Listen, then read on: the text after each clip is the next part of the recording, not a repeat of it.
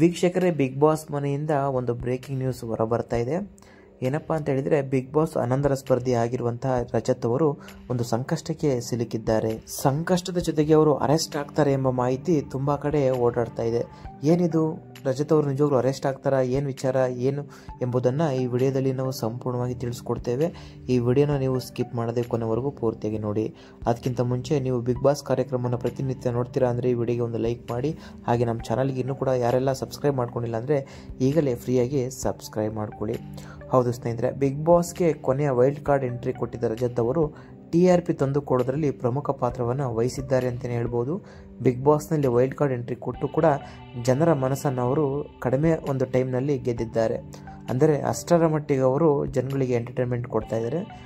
ಮಾತಿನ ಬರದಲ್ಲಿ ಆಡಿದಂತಹ ಒಂದು ಮಾತು ರಜತ್ ಅವರಿಗೆ ಸಾಕಷ್ಟು ಸಂಕಷ್ಟವನ್ನು ತಂದಿದೆ ಅಂತ ಹೇಳ್ಬೋದು. ಹಾಗಾದರೆ ಆ ಒಂದು ಮಾತು ಯಾವುದು? ಹೌದು ಸ್ನೇಹಿತರೆ, ಸೊ ಈಗಾಗಲೇ ನೀವು ನೋಡಿರುವಂತೆ ಒಂದು 3 ದಿವಸದ ಹಿಂದೆ ಬಿಗ್ ಬಾಸ್ನಲ್ಲಿ ಎಲ್ಲ ಸ್ಪರ್ಧಿಗಳ ಕುಟುಂಬಸ್ಥರು ಎಂಟ್ರಿ ಕೊಡ್ತಾ ಇದ್ರು.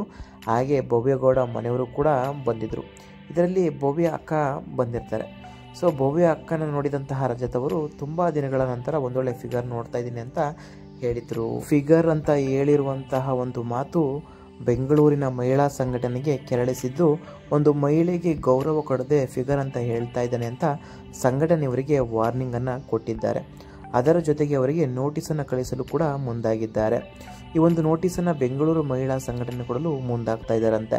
ಈ ಒಂದು ನೋಟಿಸಿಂದ ರಜತ್ ಅವರು ಏನಾದರೂ ಹೊರ ಹೋಗ್ತಾರಾ, ಇಲ್ಲ ಮಹಿಳಾ ಸಂಘಟನೆಯವರು ಇವರ ಮೇಲೆ ದೂರನ್ನು ಕೊಟ್ಟು ನೋಟಿಸನ್ನು ಕಳಿಸ್ಬಿಟ್ಟು ಇವರನ್ನ ಜೈಲಿಗೆ ಹಾಕ್ತಾರಾ ಎಂಬುದನ್ನು ನೋಡಬೇಕಾಗಿದೆ.